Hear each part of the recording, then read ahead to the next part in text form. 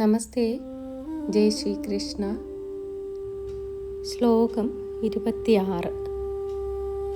സദ്ഭാവേ സാധുഭാവേ ച സദിത്യേതത് പ്രയുജ്യതേ പ്രശസ്തേ കർമ്മണി തഥാ സച്ഛബ്ദഃ പാർത്ഥ യുജ്യതേ.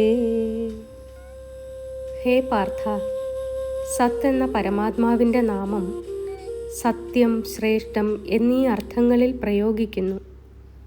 അതുപോലെ ഉത്തമങ്ങളായ കർമ്മമനുഷ്ഠിക്കുമ്പോൾ സത് എന്ന പദം ഉച്ചരിക്കപ്പെടുന്നു.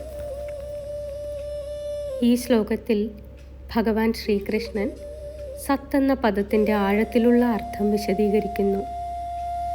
സദ്ഭാവം, സത്യവും ശുദ്ധിയും നിറഞ്ഞ അവസ്ഥയാണ് സദ്ഭാവം.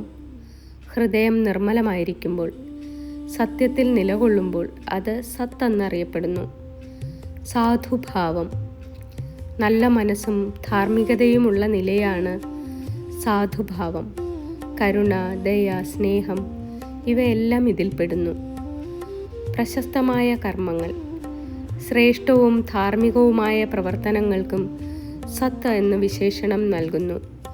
ദാനം, യജ്ഞം, തപസ് ഇവ ശരിയായ ഭാവത്തോടെ ചെയ്യുമ്പോൾ സത്താകുന്നു.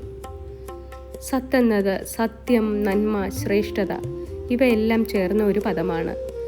നമ്മുടെ ചിന്ത, വാക്ക്, പ്രവൃത്തി ഇവ എല്ലാം നല്ലതും ശുദ്ധവുമാകുമ്പോൾ അത് സത്തായി മാറുന്നു. നന്ദി.